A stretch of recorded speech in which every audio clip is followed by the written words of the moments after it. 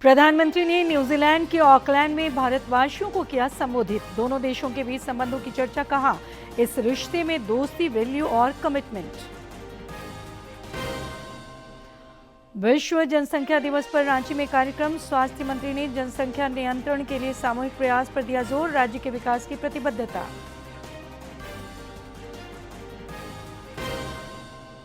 राज्य में एसआईआर की प्रक्रिया जारी। 14 जुलाई को चुनाव पाठशाला की दूसरी बैठक। अनमैप्ड वोटरों और प्रारूप सूची पर होगी चर्चा। और 1 जून से अब तक राज्य में 36% कम बारिश। 17 जुलाई तक बारिश, आंधी और वज्रपात की संभावना। तापमान में 4 डिग्री सेल्सियस तक की हो सकती है गिरावट।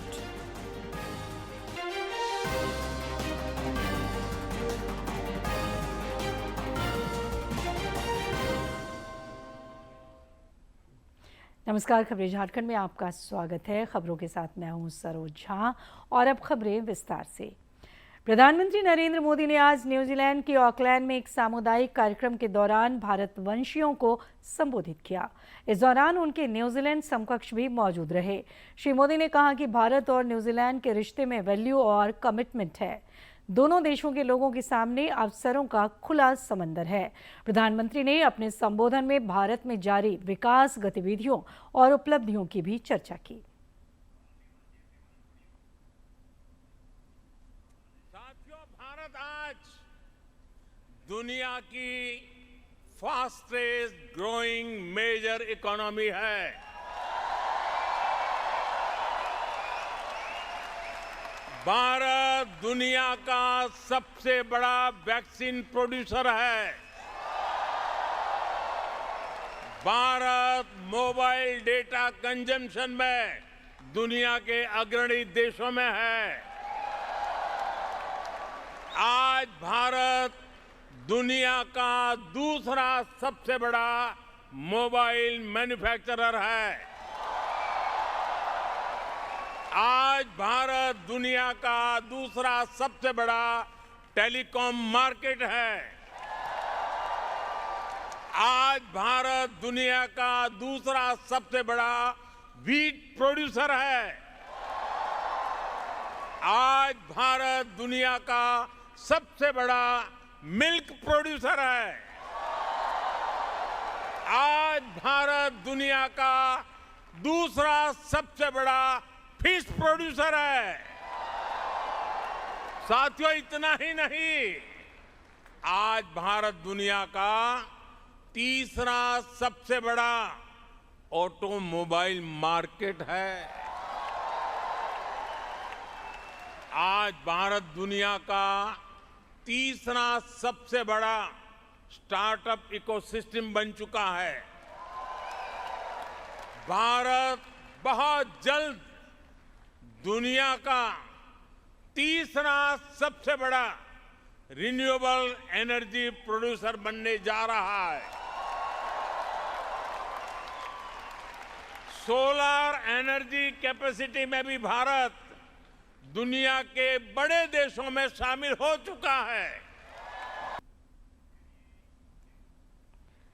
प्रधानमंत्री नरेंद्र मोदी ने न्यूजीलैंड में खेल जगत के प्रमुख हस्तियों से भी मुलाकात की। मौके पर न्यूजीलैंड के प्रधानमंत्री भी मौजूद रहे।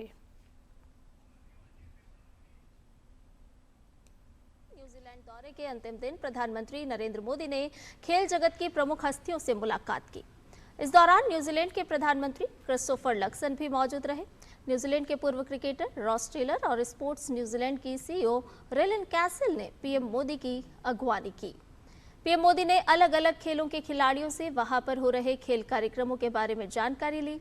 इस दौरान न्यूजीलैंड को आईसीसी टी20 विश्व कप ट्रॉफी का हस्तांतरण किया गया। इसी श्रृंखला का आयोजन 2028 में न्यूजीलैंड और ऑस्ट्रेलिया संयुक्त रूप से करेंगे।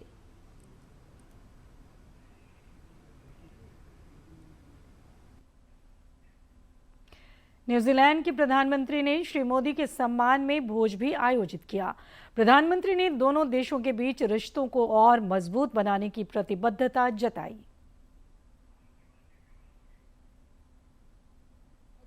ओमान में न्यूजीलैंड के प्रधानमंत्री क्रिस्टोफर लक्सन ने लंच आयोजित किया। इस अवसर पर प्रधानमंत्री नरेंद्र मोदी ने दोनों देशों की रणनीतिक साझेदारी, यूपीआई और न्यूजीलैंड पेमेंट सिस्टम के बीच सहयोग और सांस्कृतिक संबंधों की प्रगाढ़ता की चर्चा की।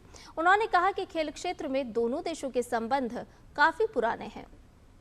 कल्चरल कोऑपरेशन एमओयू दोनों देशों के आर्ट, कल्चर, हेरिटेज तथा क्रिएटिव इंडस्ट्रीज में एक्सचेंज को गति देगा।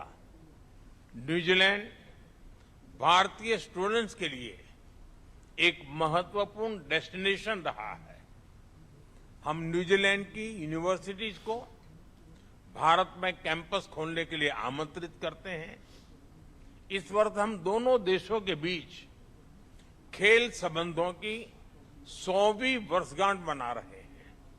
100 साल पहले मेजर ध्यानचंद के नेतृत्व में हॉकी टीम ने यहां आकर जो इतिहास रचा था, वो हमारी खेल साझेदारी को आज भी प्रेरित कर रहा है। इस उपलक्ष्य पर हम दोनों देशों में कई स्पोर्ट्स इवेंट्स आयोजित कर रहे हैं। क्रिकेट के साथ साथ अन्य खेलों में भी सहयोग बढ़ाने के लिए हमने स्पोर्ट्स ज्वाइंट एक्शन प्लान बनाया है। हाल ही में भुवनेश्वर में न्यूजीलैंड रग्बी और रग्बी इंडिया के कोचिंग प्रोग्राम से अच्छी शुरुआत हुई है। विश्व जनसंख्या दिवस पर आज देश भर में कई कार्यक्रम आयोजित हुए।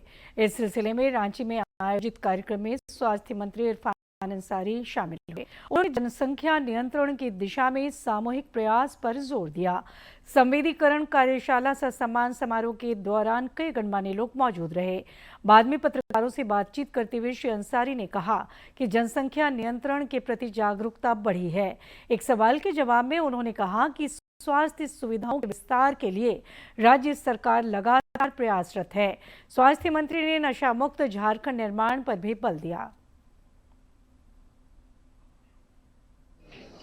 और जहां मैं देख लिया कि बिना ड्राइव की दवाई दुकान अगर कब सिर्फ दे रहा है तो वो उस पर कार्रवाई होगी। ऐसा कार्रवाई में करूंगा दोबारा अपने युवाओं को बताना चाहता हूँ। नशे का लत लग रहा है वो रोकना है। परिवार वालों से मैं अपील करता हूँ, बाल बच्चे से ध्यान रखें क्योंकि बहुत खराब होता है। भारत निर्वाचन आयोग के निर्देश पर राज्य भर में एसआईआर की प्रक्रिया जारी है। वोटरों द्वारा प्रपत्र भरे जा रहे हैं। आयोग की ये कोशिश है कि कोई भी पात्र भारतीय नागरिक एसआईआर की प्रक्रिया से ना छूटे और कोई अपात्र व्यक्ति इससे ना जुड़े। राज्य के मुख्य निर्वाचन पदाधिकारी कार्यालय की पहल पर 14 जुलाई को एसआईआर के तहत बीएलओ और बीएलओ 2 तथा चुनाव पाठशाला की दूसरी बैठक आयोजित होगी। इस दौरान प्रारूप एएसडीडी सूची पर विचार विमर्श किया जाएगा। अनमैप्ड मतदाताओं के संबंध में भी चर्चा होगी। सीईओ कार्यालय ने वोटरों, सामाजिक कार्यकर्ताओं और राजनीतिक दलों के प्रतिनिधियों से इस चुनाव पाठशाला की बैठक में सक्रिय भागीदारी सुनिश्चित करने का अनुरोध किया है। एसआईआर की प्रक्रिया में खास और आम सभी शामिल हो रहे हैं। सांसद चंद्र प्रकाश चौधरी ने प्रपत्र भरकर अपने लोकतांत्रिक दायित्व का निर्वहन किया है। उन्होंने कुछ तस्वीरें सोशल मीडिया पर साझा कर इस बात की जानकारी दी। उन्होंने सभी से इस प्रक्रिया में शामिल होने का आग्रह किया ताकि त्रुटि रहित मतदाता सूची बन सके। 10 जून से नेशनल ग्रीन ट्रिब्यूनल द्वारा देश भर में नदियों से बालू खनन पर रोक लगा दी गई है। इसके बावजूद धनबाद में बालू का अवैध उत्खनन और परिवहन जारी है। रात के अंधेरे में बालू माफिया सक्रिय हो जाते हैं और नदियों का सीना चीरकर ट्रकों के जरिए अवैध सप्लाई की जा रही है। हालांकि धनबाद जिला प्रशासन ने भी अब इन माफियाओं के खिलाफ पूरी तरह से कमर कस ली है। उपायुक्त आदित्य रंजन ने चेतावनी दी है कि किसी भी सूरत में अवैध खनन बर्दाश्त नहीं होगा। हम लोग वहाँ भी फोर्स मजिस्ट्रेट भेज के रुकवाए हैं कि वो ऐसी चीज है कि खुले में पैसा रखा हुआ है, तो थोड़ा थोड़ा घटना होती रहती है और हम लोग उसके लिए कार्रवाई भी करते रहते हैं। अगर पुख्ता सूचना रहेगी तो नदी से किसी भी हालत में हम लोग एक छटाक भी बालू उठाने का अनुमति नहीं देंगे। एनजीटी का भी बैन है और पर्यावरण के दृष्टिकोण से भी ये बहुत ही इम्पोर्टेंट स्टेप है जो हम लोग को लेना चाहिए। अभी जो बालू का सप्लाई है वो भी एक बहुत बड़ा प्रॉब्लम है, लार्ज स्केल में सिविल वर्क हो रहा है। उसके लिए हम लोगों ने जो स्टॉक यार्ड्स हमारे यहाँ 9 या 11 ऐसे स्टॉक यार्ड्स हैं, सभी स्टॉक यार्ड्स को हम लोगों ने निर्देश दिया है कि अपने अपने स्टॉक से जो उनका लीगल बालू है वो चलाएं। झारखंड में अवैध शराब की तस्करी के खिलाफ सुरक्षा एजेंसियों की मुस्तैदी रंग ला रही है। इसी कड़ी में धनबाद रेलवे स्टेशन पर रेलवे सुरक्षा बल ने ऑपरेशन सतर्क के तहत एक बड़ी कार्रवाई को अंजाम दिया है। आरपीएफ और सीआईबी की संयुक्त टीम ने लालकुआं एक्सप्रेस के जनरल कोच से अवैध विदेशी बियर बरामद की है।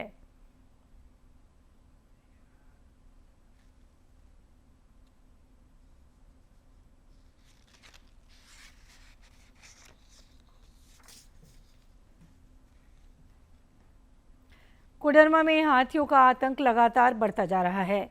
जंगल और ग्रामीण इलाकों के बाद अब हाथियों की मौजूदगी शहरी क्षेत्रों में भी देखी जा रही है, जिससे लोगों में दहशत का माहौल है। बढ़ते खतरे के बीच वन विभाग लोगों से सतर्क रहने की अपील कर रहा है। वहीं जनप्रतिनिधियों ने भी सरकार और वन विभाग की कार्यशैली पर सवाल उठाए हैं।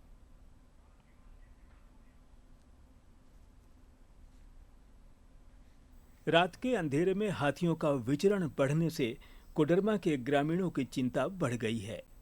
हाथियों के हमले में अब तक कई लोगों की जान जा चुकी है, जिससे जंगल से सटे इलाकों में डर का माहौल है। विधायक डॉक्टर नीरा यादव ने ग्रामीणों की सुरक्षा की मांग करते हुए सरकार और वन विभाग की कार्यशैली पर सवाल उठाया है। स्थिति ऐसी हो गई है कि आज मरकच्चों के पपलो जंगल में बोलिए, गझंडी में बोलिए, आप बगल में तेतरिया डीजी डोमचांच का रिहायशी इलाका है, टोलटैक्स है, वहाँ पर बोलिए, मतलब ये इतने शहरी इलाकों में अब आने लगे हैं इसलिए कि वो भोजन की तलाश कर रहे हैं। और आने वाले दिन में हर दिन आप सुनेंगे हाथी से एक महिला की मौत हो गई, हाथी से एक युवक की मौत हो गई। इस प्रकार की घटनाएं लगातार आ रही है। सरकार 4 लाख रुपया मुआवजा देगी, 10 लाख रुपया देगी, लेकिन उस परिवार को, उजड़े हुए परिवार को, क्या उनको फिर से आगे बढ़ा पाएगी? जंगल से सटे गांव सबसे ज्यादा संवेदनशील बने हुए हैं। कई ग्रामीण आज भी कच्चे और मिट्टी के मकानों में रहते हैं, जिससे हाथियों के हमले की स्थिति में उनकी जान का खतरा और बढ़ जाता है। हालांकि कोडरमा के डीएफओ सौमित्र शुक्ल लोगों से सतर्क रहने और हाथियों से दूरी बनाए रखने की अपील कर रहे हैं। इसके लिए लगातार माइकिंग कराई जा रही है, लोगों में अवेयरनेस भी करी जा रही है कि इसमें कोई परेशान होने की बात नहीं है। इसमें हम लोग निरंतर उसको बचाव के लिए लगे हुए हैं और इसमें साथ में लोगों को जहां भी हाथी होता है उसके अगल बगल के सभी गांवों को हम लोग डेली सूचित करते हैं वहां पर कि यहाँ पर हाथी का प्रेजेंस है और यहाँ पर अभी बाहर नहीं निकले या रात में या अकेले जंगलों में ना जाएं। ऐसे में लोगों की मांग है कि वन विभाग और प्रशासन स्थायी समाधान की दिशा में जल्द प्रभावी कदम उठाएं, ताकि हाथियों और इंसानों के बीच बढ़ते टकराव को रोका जा सके। कोडरमा से गजेंद्र बिहारी की रिपोर्ट। स्वदेशी युद्धपोत आईएनएस महेंद्रगिरी आज नौसेना के बड़े बेड़े में शामिल हो गया। विशाखापत्तनम में आयोजित समारोह के दौरान रक्षा मंत्री राजनाथ सिंह ने कहा कि पहले समुद्र से दिशा तय होती थी, अब भारत समुद्री दिशा तय कर रहा है। हमारे देश भारत ने अब तक समुद्र के माध्यम से अपनी दिशा तय की है और अब हमारा देश समुद्र की दिशा तय करने की क्षमता भी अपने अंदर विकसित कर रहा है। और साथियों, आईएनएस महेंद्रगिरी का क्रेस्ट भी अपने आप में एक गहरा संदेश देता है। इसके क्रेस्ट पर महेंद्रगिरी पर्वत के शिखर पर विराजमान गोशाक यानी बाज का चित्र अंकित है और यह गोशाक पक्षी अपनी तेज दृष्टि, अद्भुत धैर्य और सही समय पर निर्णायक प्रहार करने की क्षमता के लिए जाना जाता है। समुद्र में भी एक वारशिप से यही अपेक्षा होती है, वो हर समय अलर्ट रहे, दूर तक देख सके, हर परिस्थिति का सही आकलन करे और आवश्यकता पड़ने पर निर्णायक कार्रवाई करने में भी वह सक्षम हो। यह क्रेस्ट अपने आप में आईएनएस महेंद्रगिरी की कैपेबिलिटी का प्रतीक है।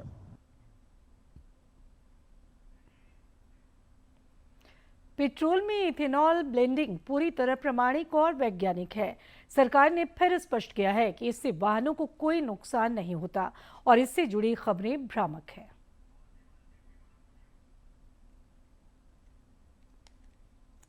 मिश्रित पेट्रोल को जल्दबाजी में लागू नहीं किया गया, बल्कि ये 2 दशकों से अधिक समय की चरणबद्ध योजना, वैज्ञानिक परीक्षण और सभी हितधारकों के व्यापक परामर्श का परिणाम है। मंत्रालय के अनुसार भारत में एथेनॉल मिश्रण कार्यक्रम की शुरुआत वर्ष 2001 में पायलट परियोजना के रूप में हुई थी। वर्ष 2003-04 में इसे औपचारिक रूप दिया गया और 2013 में इसकी नीति अधिसूचित की गई। वर्ष 2014 तक पेट्रोल में एथेनॉल मिश्रण मात्र 1.5% था, जिसे बढ़ाकर वर्ष 2025 में 20% तक पहुंचा दिया गया। ये लक्ष्य मूल समय सीमा 2030 से 5 वर्ष पहले हासिल किया गया। पुराने वाहनों पर उठ रही चिंताओं को लेकर मंत्रालय ने कहा कि E20 लागू करने से पहले ऑटोमोबाइल कंपनियों, ARAI और SIAM, तेल कंपनियों और अन्य तकनीकी संस्थानों के साथ वर्षों तक परीक्षण किए गए। मारुति सुजुकी ने वित्त वर्ष 2025-26 में 2.84 करोड़ वाहनों की सर्विसिंग की, जिनमें 1.5 करोड़ से अधिक पुराने गैर E20 प्रमाणित वाहन थे। लेकिन E20 के कारण रबर, इंजन या ईंधन प्रणाली को नुकसान पहुंचने का कोई व्यापक मामला सामने नहीं आया। हीरो मोटोकॉर्प ने भी इसी प्रकार के अनुभव साझा किए हैं। सरकार ने यह भी स्पष्ट किया कि E20 से कुछ वाहनों में 3 से 5% तक माइलेज में कमी आ सकती है। मंत्रालय ने यह भी बताया कि E20, E10 और शुद्ध पेट्रोल को एक साथ उपलब्ध कराना देश के विशाल ईंधन वितरण नेटवर्क के लिए व्यवहारिक नहीं है। देश भर में 1 लाख से अधिक पेट्रोल पंपों पर अलग अलग आपूर्ति श्रृंखला चलाने से लागत और लॉजिस्टिक जटिलताएं काफी बढ़ जाएंगी।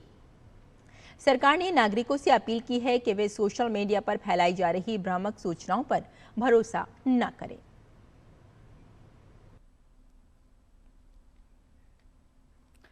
गगनयान को लेकर देश ने कदम आगे बढ़ाया है।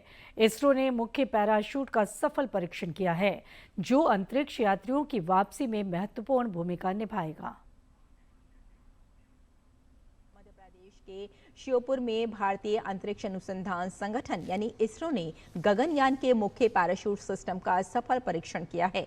यह परीक्षण अंतरिक्ष यात्रियों की सुरक्षित वापसी सुनिश्चित करने की दिशा में बेहद महत्वपूर्ण कदम माना जा रहा है।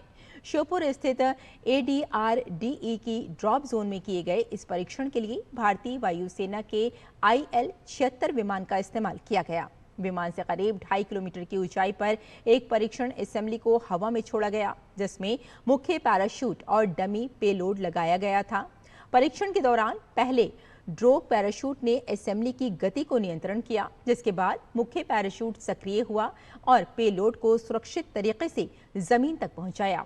इसरो के मुताबिक ये परीक्षण अधिकतम भार की स्थिति में मुख्य पैराशूट सिस्टम की क्षमता और विश्वसनीयता को परखने के लिए किया गया था। ये integrated main parachute air drop test यानी IMAT श्रृंखला का 5वां सफल परीक्षण है।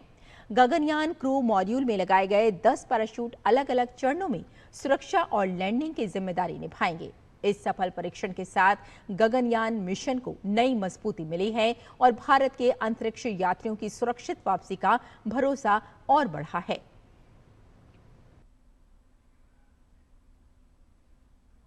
प्रधानमंत्री नरेंद्र मोदी 26 जुलाई को मन की बात कार्यक्रम के माध्यम से देश विदेश के लोगों के साथ विचार साझा करेंगे। मन की बात कार्यक्रम के लिए 24 जुलाई तक टोल फ्री नंबर पर प्रेरक कहानी, नवाचारी पहल या देशवासियों को प्रेरित करने वाले सुझाव दिए जा सकते हैं। प्रधानमंत्री का आकाशवाणी पर प्रसारित होने वाला ये मासिक लोकप्रिय कार्यक्रम कई जन आंदोलनों का वाहक भी बना है तथा हर महीने लोग इसका बेसब्री से इंतजार करते हैं। रांची विश्वविद्यालय अपना 3 दिवसीय स्थापना दिवस समारोह पूरे उत्साह के साथ मना रहा है।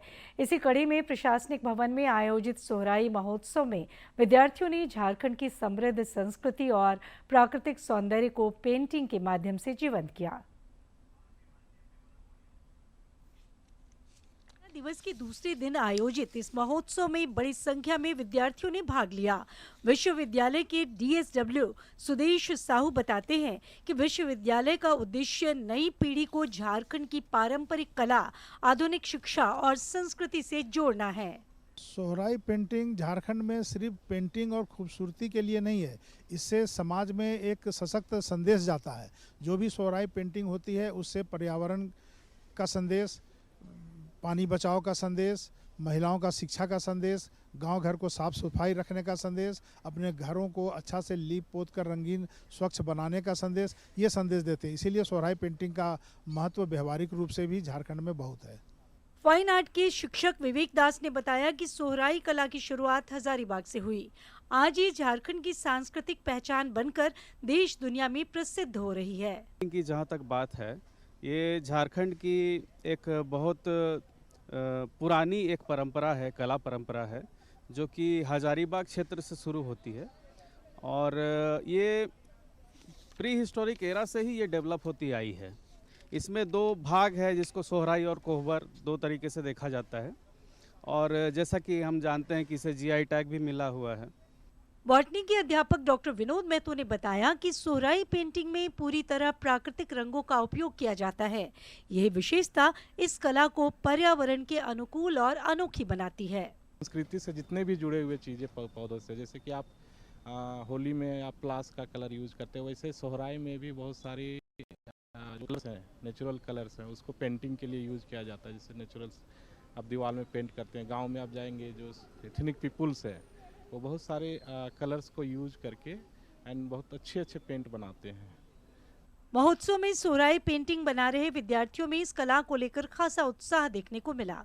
उनका कहना है कि ये कला उनकी सांस्कृतिक विरासत है, जिसे आगे बढ़ाना उनकी जिम्मेदारी है। हमारे झारखंड का सोहराई पेंटिंग हमारा एक ऐतिहासिक चीज़ है और हम जब अपने रांची यूनिवर्सिटी में आते हैं तो वहाँ पे फाइन आर्ट्स का भी एक फैकल्टी है, फाइन आर्ट्स का भी एक तरीका है। उस चीज़ में हम ये चीज़ देख पाते हैं कि हम लोग अपने टीचर से भी वो चीज़ जानते हैं और हम बहुत खुश होते हैं कि मेरा जो रांची यूनिवर्सिटी है वो अपने परंपरा को छोड़कर आगे नहीं बढ़ रहा है। अब सोहराई पेंटिंग बना रहे हैं, जो कि हमारे झारखंड की एक लोक कला है। इसमें हम नेचुरल कलर्स यूज़ करते हैं, जो कि मिट्टी से बनता है नेचुरली, और ये इको फ्रेंडली भी है, जो कि मतलब आराम से गांव पे हमें मिल जाती हैं। और चित्रकला, जो कि झारखंड की एक प्राचीन चित्रकला है, वो हमारे यहाँ, हमारी जो झारखंड है वहाँ की आदिवासी महिलाएं अपने घरों में प्राकृतिक रंगों से बनाती हैं। इस चित्रकला का उद्देश्य ये है कि वो प्रकृति और मानव का जो एक जीवन संभव होता है ना, उसको जोड़े रखे और संस्कृति, हमारा समाज, हमारी जो फसल है, हमारा जो प्रकृति है, उसको एक साथ जोड़ने का काम करता है। विद्यार्थियों का उत्साह इस बात का संकेत है कि झारखंड की लोक कला आज भी नई पीढ़ी के बीच जीवंत और प्रासंगिक है।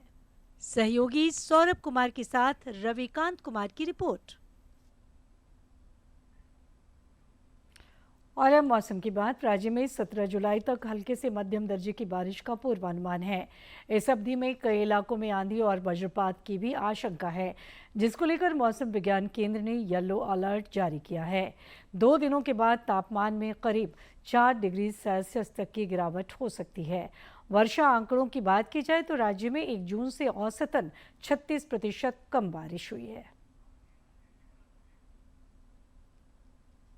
राज्य में अभी मानसून पूरी तरह से सक्रिय है और रुक रुक करके जो झमाझम बारिश हो रही है उससे खेत लबालब भर चुके हैं और अब किसान खेती की तैयारी में जुट चुके हैं। मौसम विभाग के अनुसार 11 से 13 जुलाई के बीच राज्य के कई हिस्सों में हल्की बारिश होने की संभावना जताई गई है। मौसम विभाग के अनुसार 14 और 15 जुलाई को राज्य के कई हिस्सों में तेज बारिश और वज्रपात को लेकर के येलो अलर्ट जारी किया गया है। मौसम विभाग ने लोगों से अपील की है कि इस दौरान वज्रपात के दौरान वे पेड़ों के सामने ना रहें और बिजली के खंभों से दूरी बना के रखें और अपनी सुरक्षा का ध्यान रखें। मैं रविकांत कुमार सहयोगी सौरभ कुमार के साथ दूरदर्शन समाचार रांची। आज खेले जाने वाले क्वार्टर फाइनल मुकाबले में इंग्लैंड और नॉर्वे की भिड़ंत होगी। नॉर्वे ने अपने प्रदर्शन से फुटबॉल प्रेमियों का दिल जीता है। इंग्लैंड की टीम भी लय में नजर आ रही है।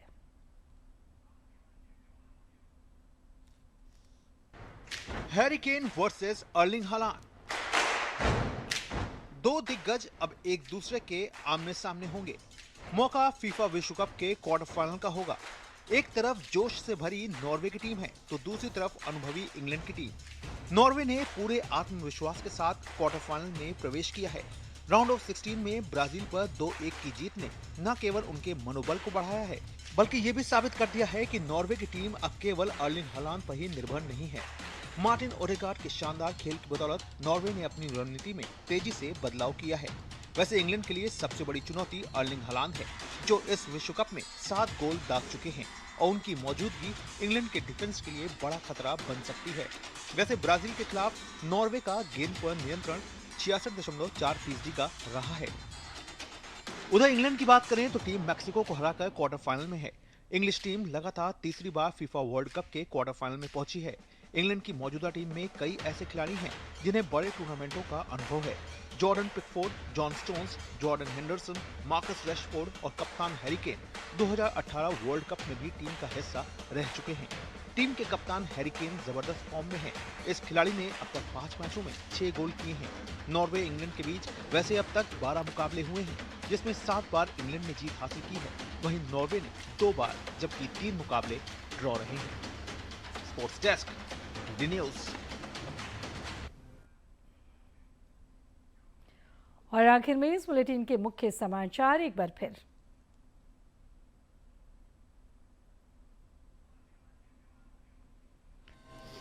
प्रधानमंत्री ने न्यूजीलैंड के ऑकलैंड में भारतवासियों को किया संबोधित। दोनों देशों के बीच संबंधों की चर्चा। कहा, इस रिश्ते में दोस्ती, वैल्यू और कमिटमेंट। विश्व जनसंख्या दिवस पर रांची में कार्यक्रम। स्वास्थ्य मंत्री ने जनसंख्या नियंत्रण के लिए सामूहिक प्रयास पर दिया जोर। राज्य के विकास की प्रतिबद्धता। राज्य में एसआईआर की प्रक्रिया जारी। 14 जुलाई को चुनाव पाठशाला की दूसरी बैठक। अनमैप्ड वोटरों और प्रारूप सूची पर होगी चर्चा। और 1 जून से अब तक राज्य में 36% कम बारिश। 17 जुलाई तक बारिश, आंधी और वज्रपात की संभावना। तापमान में 4 डिग्री सेल्सियस तक की हो सकती है गिरावट।